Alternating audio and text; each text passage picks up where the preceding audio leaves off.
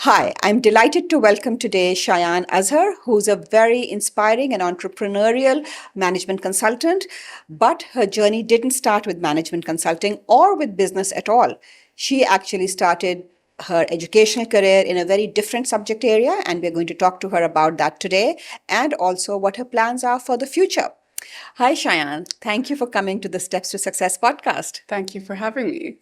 I'm really going to dig right in and start with your first pivot because on this podcast, we are very excited about people who pivot. So you were mentioning earlier when we were talking that your university or post university was not really your first pivot, but you actually at school, you were pivoting in your subject. So tell me about that. Yeah, so it's really interesting because for the first 15 years of my life, and I tell a lot of people this, I actually wanted to become a vet. I was obsessed with animals. Well, I still am, not was. I am obsessed with animals, the environment, the climate, everything to do with that. So I had this almost tunnel-like vision of wanting to be a vet for the first 15 years of my life.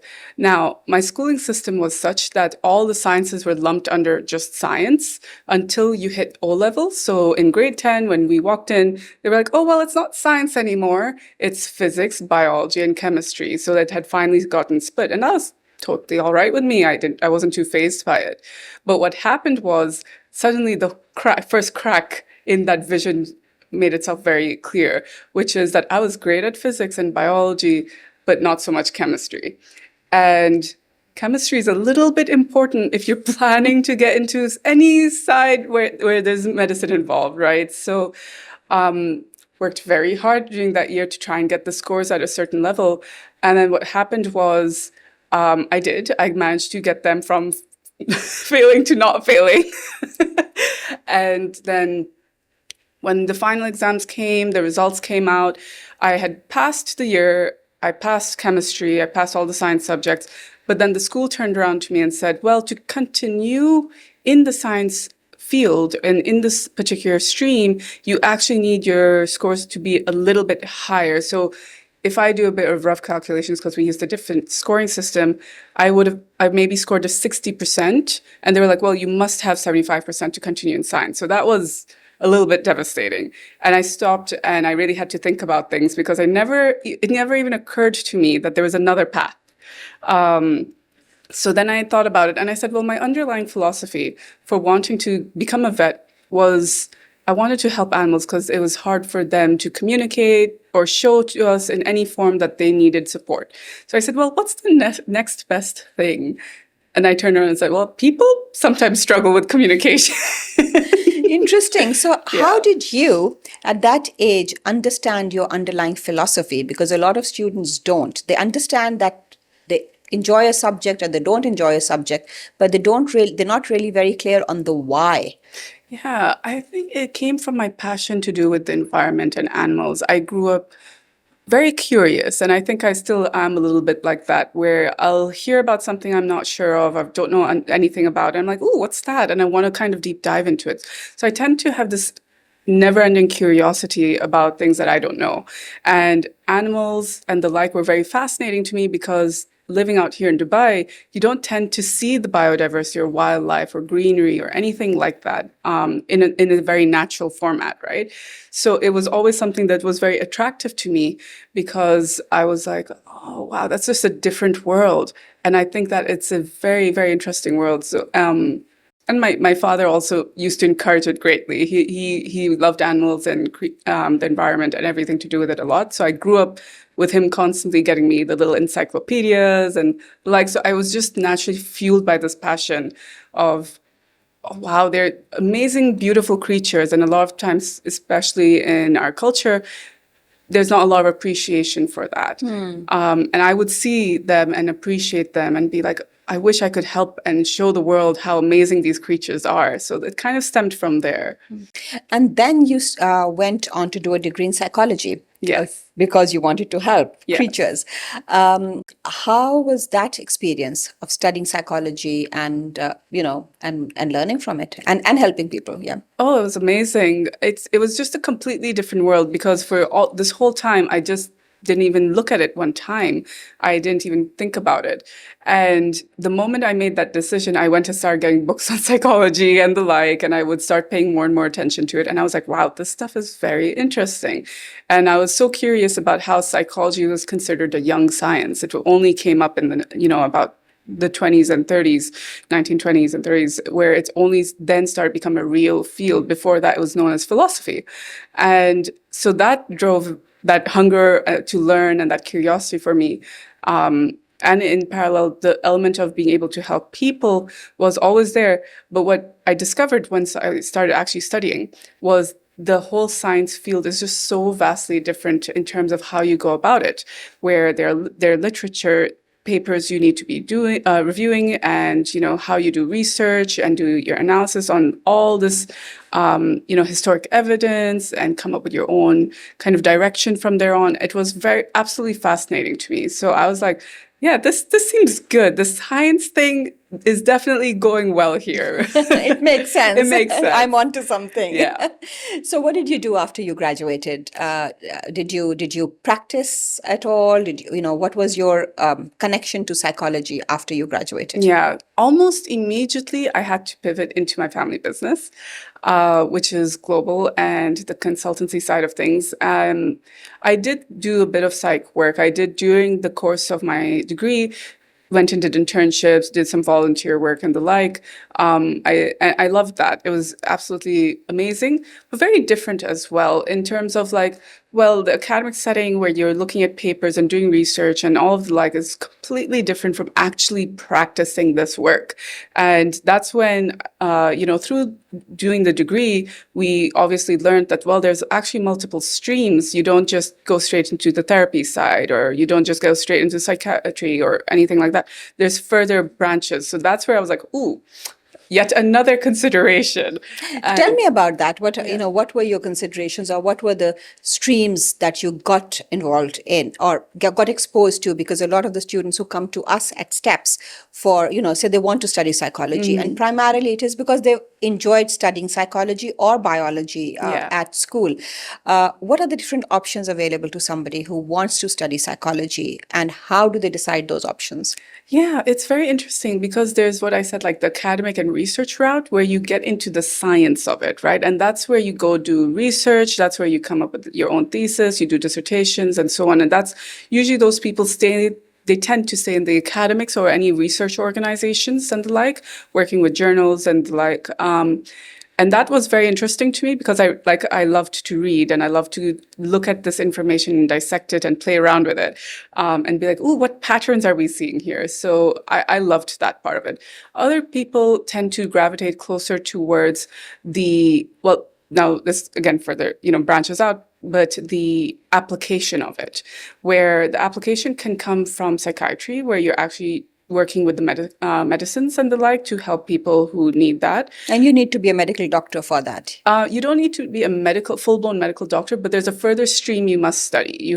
It's the science of the drugs involved in psychology. So while it's not a full-blown medical degree the way you would traditionally associate a doctor's, it is very much a form of being a doctor where you have to do further studies and understand the more biological pharmacology elements. of Yes, it. Yeah. Absolutely.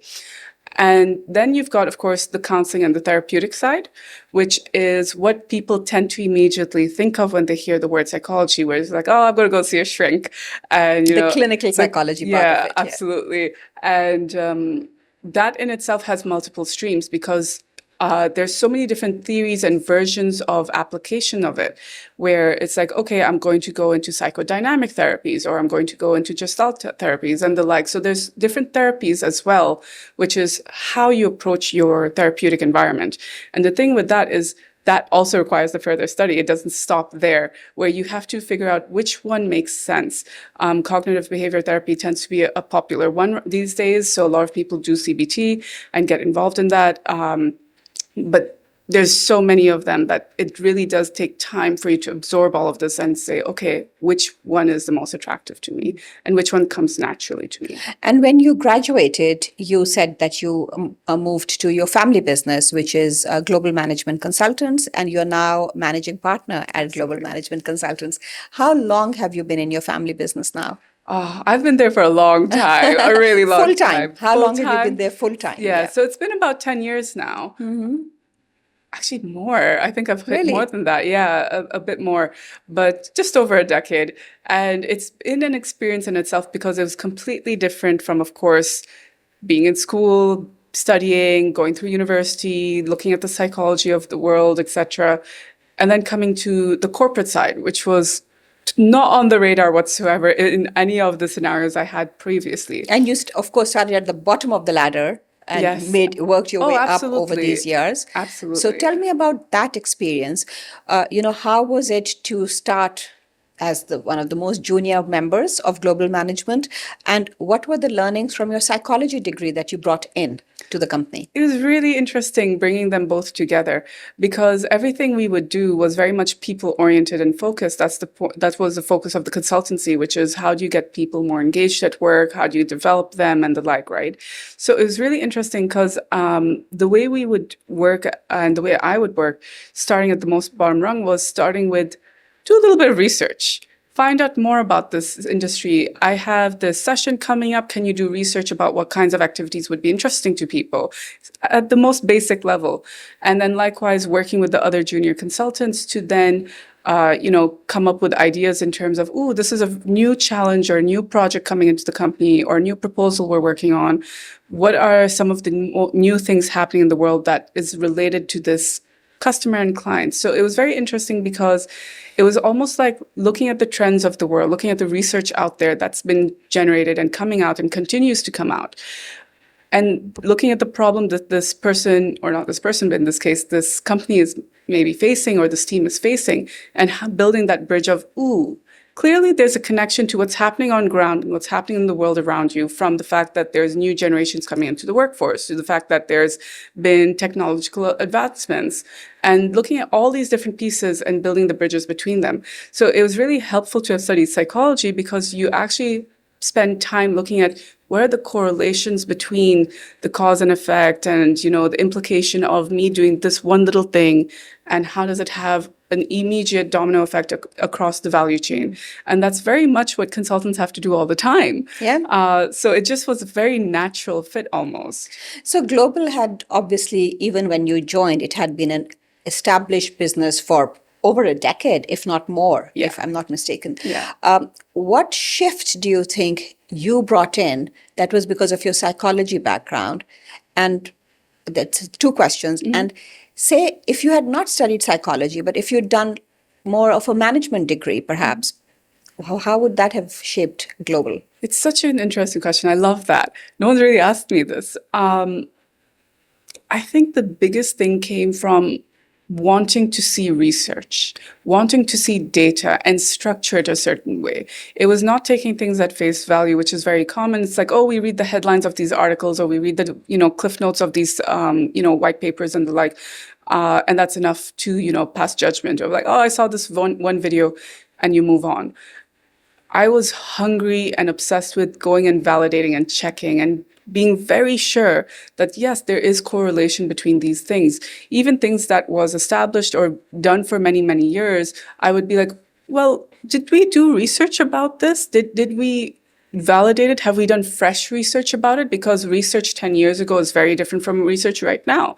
So I would spend time looking at information. I would spend time doing more research, and bringing that to Global, where I was looking at all this information and statistics, etc., and saying, yeah, this makes sense, or this is a bridge between the two. And sometimes that would have us update things, shape things. Our approaches shifted just slightly, where we said, there is a better way. And I'm very lucky where Global has a value of unlearn to learn. So Global's always been extremely adaptive towards changes.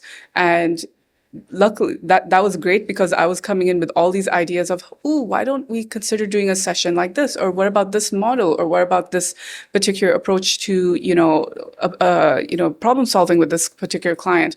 And everyone was always very open to it and saying, let's test it out immediately. Because we do see that companies who are as successful as Global is are sometimes resistant to change, right? Because they feel, well, if something's working so well for us, why should this young person come in and rock the boat and shake things up? Because, hey, we're already doing so great. Did you face any resistance, or was there even maybe not from the senior management, but even from your peers about, why do we have to do things differently? I think the resistance didn't come from why do we have to do things differently. It came more from when there was resistance, it was a little bit more of how would this change how I do my work? Right. And I think this is applicable for most organizations. It's this element of something is being done a little bit different or needs to be done a little bit different. I'm not quite sure what that looks like because when you're in your habits, then it's harder to break out. And in this case, I would say, well, you still continue about 80-ish% of what you're doing, but maybe you talk about this thing differently, or maybe you present this particular information differently. And that was kind of where it was just a little bit of a bridge. And because everybody was very open and collaborative based on how our culture was, they used to usually get me to help bridge that. So they would see how I'm talking about something or present something, refine it, and then make it their own, which I think was a really nice, seamless way to bring that new perspective, listening to how it connects to the experience and exposure that everybody else had, and kind of making a nice, neat story out of that. Where do you think you've brought Global to in the 10 years? Oh, well, let's not say 10 years, since you've been managing partner, which has been what, I think 5 years. 5 years now. Yeah. So where do you think Global has come in the last 5 years? What's the impact that you've made? I think that I've stabilized what it means to be a globalite and what it means to do quality work. And I've preserved the culture to the maximum degree that I can, because I see that the similarities between Sarah, my mom, who's the founder, and us and myself was that we were just really passionate about doing good work and very, very passionate about protecting our people in the process, making sure they're enjoying themselves, they're growing, learning. And I think I was very lucky because some of the first things that I did in the first 5 years of my journey was I used to work with all the other junior consultants, and eventually I was managing them. So I always was looking out for, how do I make sure this person is growing? How do I make sure this person is doing well? And that was something that Sarah used to do inherently, and I developed it over time. So one day when she said, that she wants to start practicing and doing new things, and she went through her own pivot for that. She turned around to me and said, I think Global will be safe with you because you understand the values and you're not afraid to testing out new things. You're still a bit more cautious than I am. And she's always been more adventurous than I was. And that was the truth. We used to balance each other really well. But she could see that I was able to take these very grand ideas and very carefully work my way through to them, whereas maybe she would do it overnight and then say mid-air fueling and fix things on the way. She would see that I would lay out the map in advance and work through to it very, very, in a very structured manner. That's your research background. That's my research right? background. Yeah, absolutely. Because I've worked with her as well, and she works in a very, very different way. She's a real doer, and she'll just, run ahead. She'll just go on ahead. And I worked with you, so I see how you actually build the blocks. And so, you take a bottoms up approach a lot with designing projects and work. Absolutely. And so that's obviously, again, your different backgrounds, right, that you're bringing in. Going forward, you said that you have another pivot in the pipeline. So I really want to hear about that. Yeah. So in the past 2 years now, whilst all this has been happening with Global, I've also been doing work with nonprofits focused on biodiversity monitoring and conservation. So very science heavy, completely different industry. Oh, it takes you back to your school days, right? Exactly. Yeah. And it's almost like it's been a full circle and it's been very interesting because before this all started, for about a year right before I got into it, I was thinking and saying to the family and really feeling that pull that I really need to somehow rebuild that connection to the climate and environment. That passion has never stopped. And I don't really know where to start, but I know I must do it. And this was the point where, ESGs, as a terminology became very popular. And ESG stands for environmental, sustainable, and governance. And it's all about how corporates are leaning into this side of things, of being sustainable as an organization, not just being like paper free and stuff, but actually sustainability also does mean having healthy processes, having healthy financials and the like, making sure people are taken care of and everything to do with that. So looking at all of that, I was really, really pulled towards it. And I said, okay, there is an element here that I feel can be tapped into. I'm not completely sure how, but I'll figure that out at some point. And it so happened that the opportunities came to me where I could start working with nonprofits, taking my consulting expertise, my strategic input, the ability to work with corporates and go into a nonprofit that has not a lot of corporate structuring, and it's creating challenges where you have scientists and biologists who are across the organization doing great work, but not able to communicate well of what this work means, or taking it forward with people who are not environmentalists, right? And being able to explain to them, this is what we're doing and this is how it's going to benefit you. From marketing to HR to operations, there was just lots of room to be able to support. So I said, you know what, I'm going to just start doing this. So you're actually building on your management skills, management consulting skills, but transferring that into the not-for-profit and into this primarily the sustainable sector. Absolutely. I see a lot of that in already actually in the work that you do with Global, because I know you do a lot of outplacement work, and increasingly, and I do that with you. So increasingly, I've started seeing a shift of the candidates that you work with are coming from the oil and gas or the energy sector, and sort of look again candidates who are looking at this region as as a region that's leading on sustainability efforts.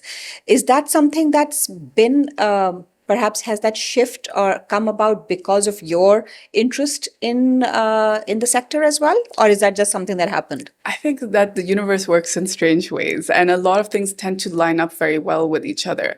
And this is one of those things where industries are changing, the world is changing. Old conservative industries like oil and gas have to look at ways to pivot themselves, right? So there's a massive shift happening. It's not necessarily something we'll see happen overnight, but it is happening, and we're seeing those effects right now, where a lot of these oil and gas companies are seeing that the demand for renewable, sustainable sources of energy is increasing, which means that people have to be upskilled or reskilled into the sector. And I think because of those kinds of changes that are happening out, with the EU coming up with new regulations, the Paris Climate Agreement, all of these things, 30 by 30, they're major, major agreements that not only are about the governments making these agreements, but it's about the private sector also rising to meet some of these needs and responding to some of these needs and finding out ways to pivot. So it's almost hand in hand, where around the same time I said, I really think that there's a need for this. The world has also been responding in kind. Oh, well, there you go. So you were intuitive. The work that you're also pivoting into, you said, was in the not-for-profit. Obviously, the energy sector in the UAE is definitely not-for-profit. But tell me a bit about the not-for-profit work. And while, yes, I understand that, a lot of the not-for-profits do not have the management structures to back them, and that's where obviously your expertise will be valuable. What else is happening in that space that is exciting? Oh, there's so much. Every time I tend to scratch another surface, I'm like, oh my God, the learning never stops. I've been doing courses as well. I did a course on the SDGs. I did a course on the ESG. I'm now doing a course on ecology. Wow. So I'm having fun doing it with learning, right? And the reason why I'm doing these is because I'm working in this new industry that I have very little exposure to. I need to understand terminology. I need to understand what's driving the sector.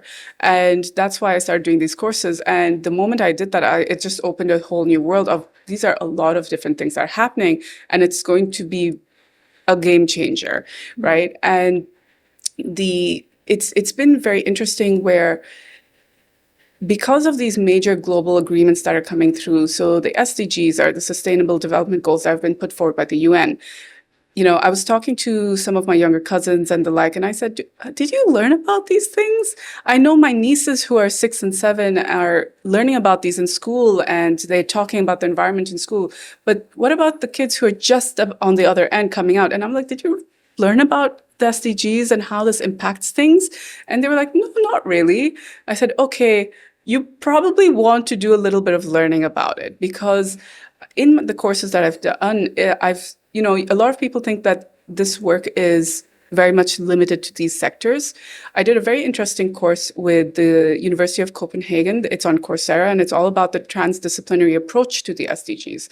And it talked about agriculture, it talked about supply chains, it talked about finance, it talked about government, it talked about all these major industries that are massive to all economies across the world, and how they're all shifting and all but having completely new approaches to things.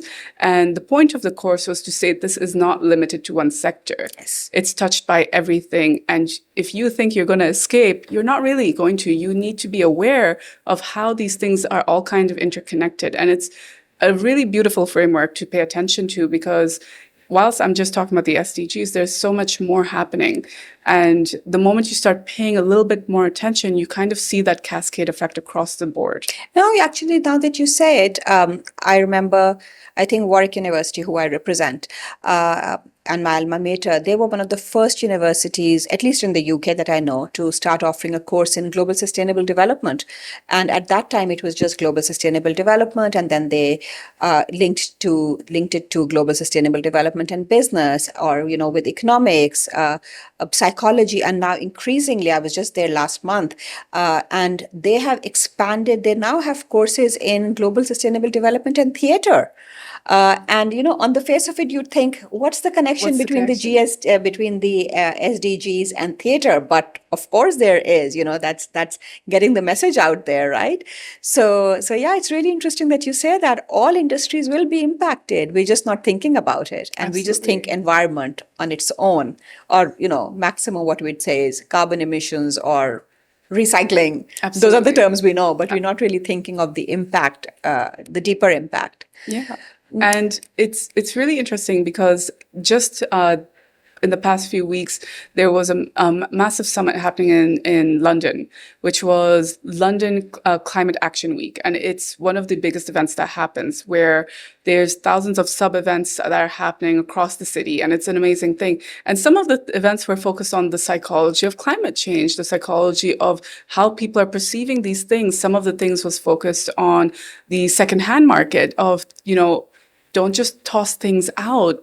Give it to, these thrift shops and all, let people take it back. So things to do with the circular economy of how, even down to bottles, even down to old jewelry, even down to old electronics, there should be lower amounts of waste, because consumer behavior impacts absolutely. The environment. Yeah, absolutely. So a lot of the shifts will come from corporates to try and manage for this kind of wastefulness, but also it's about us as end users and thinking about how do we just become a little bit more thoughtful about the environment and just do small actions. And of course, everybody in between, so companies, corporates of any shape and size, all have an impact on this whole cycle. I like that kind of circling back to not only your passion for the environment, but also back to your psychology roots, right? So and a lot of the times when I'm counseling students, I have the 16, 17-year-olds come to me and say, I want to study XYZ because I want a career in that. And Shayan, your trajectory shows it doesn't really matter what you've studied in this day and age. As long as you have the hunger to learn and continue learning, there's just so much that you can do, and maybe actually do something that you didn't really study. Absolutely. As well. Definitely, yes. What are your plans? I mean, I know your immediate plans are, of course, as you said, going and working with not-for-profits and all of that. Where do you see yourself 10 years down the line? What a great question. I think no one really knows the answer to that one. What's your dream? What's your dream? Yeah. Where would you like to see yourself 10 years down the line? I think where I'll be is continuing down this trajectory of taking the experiences and exposures I have and kind of bringing my passions into it. So what I'm good at and what I'm passionate about, and allowing that to kind of build on itself. So as I'm in the middle of that pivot, I think I'm going to be moving towards that side. But if you ask me in 5 years, I'll have a completely different response, potentially. And hopefully, yeah. And I think the one thing that I see is I will continue to be curious. Curiosity, I feel, has been my fire. And that's been the thing that's taken me from one space to the other. And I think that people who struggle with pivots, people who struggle with making these shifts, they get scared, and they get scared from the unknown. But when you're curious, it immediately says, well, even if I'm scared, I want to find out. And that's enough for a shift to happen. It's being able to say, I don't know that. I'm going to go find out. And people tend to be locked in what they know, what is familiar to them. When it comes to these kinds of changes, it's very much that I don't know that. Okay, let's find out. Let's find out. Let's find out. There's nothing wrong with that. And then with people who have lots of experience already on their hands and shoulders, and they're, well, I've been doing this for 10, 15, 30 years. Okay, so let's find out how we can do more with that. Let's find out how this can transfer to another place. And sometimes you don't even realize how transferable your skills are until you're in that situation. Yeah. And a lot of the times, I mean, I know people say, oh, well, I did this for, or this person or student, whatever, did this for 5 years, and now they're doing something completely different. So they wasted those 5 years. And I think that's a mindset that really needs to change. Absolutely. Because you haven't really wasted them. You've actually learned a lot from them, and you're taking those learnings forward and the lessons as well. Absolutely. So, again, it's not a failure. You're either learning or you're growing. Absolutely. So, yeah, I think that's really, that there's a lot of wisdom in that, right? In just not thinking that you've wasted that time. No time is wasted. No time is wasted. 100%. There is no such thing as a wasted effort or energy or anything like that. Every little thing builds on something else. And you don't realize it until you've gone down that path and you've seen that shift happen. And then you're like, hey, that actually led to something. That taught me something. And I tell people this a lot, that every time you're faced with anything that's a negative situation, that's pushing you back down onto your bum and to the ground, where you're feeling like, oh, this is horrible, and this is a waste of my time, and this is impacting me in all these ways. Yeah, it's not a great situation. You can feel what you need to feel, but don't stop at this is the most catastrophic thing that's happened. Pause to ask, what is this teaching me? What can it teach me? And where can I go from here, instead of just going doom and gloom? Because it's very easy to go doom and gloom and stay doom and gloom. And it's very comfortable. And that's me as a psychologist speaking, where I know I can feel it too, but we can't stop there. And that's why the curiosity helps us get out of there and build further. That, okay, but what if? That little question of what if that we tend to use to stop us, that what if it goes wrong? Well, what if it goes right? And what if it goes a completely different path? And then what? Yeah. I mean, I run that women's circle, the How Women Rise women's circle that you've also attended. And we get a lot of women who have taken perhaps career breaks to raise families. And, now they're looking to enter into a career or pivot into a career. And they feel that all those 10, 15 years, sometimes less, sometimes more, have been wasted, or not wasted because they've been raising a family, but they feel that they wasted their professional base. And again, and what we say to them is, what have you learned? Look at those skills. Don't worry about what you studied. You may not be able to go back into that profession, whatever you studied or whatever you were doing earlier, but maybe there's a lot more out there that you haven't explored. So, yeah, nothing is ever wasted, right? Nothing's ever wasted. Absolutely. If there were some suggestions or some tips that you had to give to people, especially students who are struggling with identifying what they want to study purely because they have multiple passions, what would you say to them? Somebody who does have multiple passions but doesn't know what to do. Hold on to those passions. I think, hold on to those passions. They're an amazing thing. And what's going to be important is balancing this passion with career, because not every passion is meant to become a career. You have to have your hobbies that keep you excited and rejuvenate you. A small example of that is I like to write. I almost thought for a short while that maybe I'll pursue writing. And then I realized very quickly that, if I do that, then I'm not going to be very passionate about it, because then the driver and motivator is completely different. Now, if someone wants to say that they're going to become an author, then yes, go for it.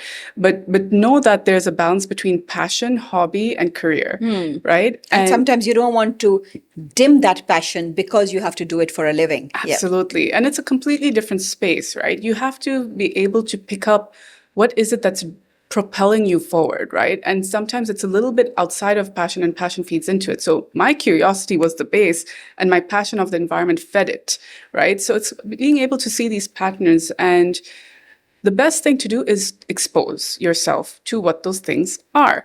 And I had this conversation with my younger cousin very recently, where he's Singaporean, so he had to do his, civil service and the like, and he's now finishing university. So he's almost 25, and he's going to start his first job soon.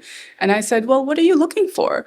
And he said, well, there's a lot of options out there. I see some patterns emerging in certain industries that are very interesting. And I turned to him and I said, okay, interesting, but you're talking about trading on one side, you're talking about supply chain on another side, and it's very different things what you're looking at in the middle. You've done football. He used to be in football clubs as well, so he's got a very varied background. And I turned to him and I said, why don't you go do some courses? Why don't you go talk to some people in companies that you're thinking you want to work in and hear from them, understand from other people, what's it like being there? What's it like starting at this point and going to that point? Because sometimes people come and say, oh, I know I want to be a director of marketing. And I'm like, oh, great. Do you know what you need to get there? Not really. Okay, so let's spend some time understanding that path, right? But a lot of people don't know what that end point is, and that's okay. You need to enjoy the journey. Yeah. But in that process, pay attention, go ask questions, go talk to people who are doing different things, and you keep building on that until you feel like, this feels like it makes sense to me, but don't rush. There's no rush to it. A lot of people think they have to figure it out immediately. There's no rush. And it could change. It could change through your journey. It could change. You may start doing one thing and then 10 years later find yourself doing another thing, and that's perfectly all right. You make those pivots and you make those lateral movements. Absolutely. You don't all movements and all growth doesn't really have to be vertical either. Oh, absolutely. So I think there's a lot of there's a lot of learning from being able to move laterally and not really grow. Yeah. But you are growing. You're not growing. You're not rising. Yeah. But you're expanding. Yeah. So that's also important, right? Absolutely. I think just pausing to not think of roles as up and down or left and right, because that sometimes becomes a limiting factor where you don't want to then step into a certain role because, but I already went past that level, but you're still learning. And that's where the curiosity comes in of like, let me just try it out. Let me just see. I know I've done this before, or I know I've been in that role in a different space before in some capacity. Let me try it out here though. And being able to just go ahead and do it, because sure, you'll do it for 6 months and you might leave. You'll do it for 6 months and they'll come to you and say, oh, we have actually another role for you. You don't know what's going to happen until you do it. Yeah. Embrace those experiences and then see what the universe has for you. Yeah. Any parting pieces of advice for I know you've already given advice for the students. What about for other women, especially, as I said, there are women who've taken a break in their career and are now looking to come back in. Is there any advice you would give them? Yeah, I think with women are amazing people, and you contribute a lot more than you realize.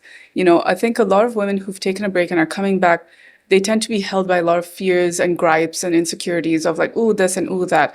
And then they have to face the actual workplace where they're probably going to be mansplained to. They're probably going to face people being a bit silly with them, and all of these things happen.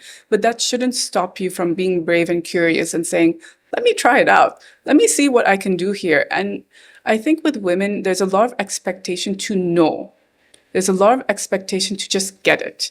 There's nothing wrong with saying, I'm not too sure, I'm going to go find out, and going on ahead with it, right? And I think it comes from this aspect of, as a mother, as a daughter, as a sister, as a wife, you're expected to play a duty very well, very quickly. And at the workplace, the same is expected out of you, but there's nothing wrong in the workplace with saying, I still have more to learn, or I still have more to experience. And saying that honestly, and saying, or even down to saying, my kids aren't well, I really need to take this time to look after them. Let's figure out a way we can make this work. A lot of women struggle with that, right? Because they feel that they're not then going to be taken less professionally, and employers will feel, well, we're wasting time because this woman is taking time off for kids. When you're working with corporates. I know that you do advise them and guide them on their diversity and inclusion work as well. How do you help corporates make that shift to become more inclusive for women who do have these very real challenges, and also to make sure that perhaps the men in those industries are also taking on those challenges and not leaving it to the women? So, as a consultant, what is it that you do? I think the first thing is recognition, awareness, right? A lot of the times with these situations, people don't even realize. And it's not just limited to men not realizing, it's also other women don't even realize. Because you're in the rat race, you're in the structure, you're in the system, and then you just go through it, right? You don't tend to pause and reflect. And in corporate life, that's a big challenge where nobody really pauses to reflect. So sometimes it's just as simple as, hey, can we acknowledge this as a challenge? And once we've acknowledged it, let's talk about how we plan to overcome it. And because sometimes people will say things like, yeah, I want all the, most accessible workplace, most inclusive workplace, but they don't really know what that means. Yes, exactly. It's a nice statement. They feel good about it. They're passionate about it. But then what does that mean, right? Because maybe inclusivity for me means something different than for you. And that's okay. But we have to work to define these things. And if it's someone of a different demographic, so it's the man in charge, and this man agrees that these are the challenges being faced, and I want this to be better, I want it to be more inclusive. So it's like saying, okay, Mr. Sir Boss, let's sit down with one of the women and ask what will help, and hear them out and understand, how do we now absorb some of these things? How do we build a place that's more accessible, that's more women-friendly, that facilitates some of these needs, and be a little bit uncomfortable initially because you're not familiar with it. And it goes to the same thing you asked me earlier, which is like, how did people react when you came in with these ideas? And it's the same thing of like, you're going to be a little bit unsure, you're going to be a little bit uncomfortable because I'm asking you to do something different. And as long as you're saying, okay, I'm going to try my very best to be a little bit different until it's comfortable to me, you're going to be okay. Yeah, absolutely. I think there's a lot of merit to being uncomfortable, right? It is uncomfortable, but there's a lot of learning. Thank you so much, Shayan. This has been really inspiring, very educational. I've learned a lot, and I'm sure all of you have as well. We look forward to extending this conversation and maybe having another one in a year or so and finding out where you've gone with your Fingers not-for-profit crossed. journey. Thank you. Thank you so much for taking out time. Thank you so much for having me.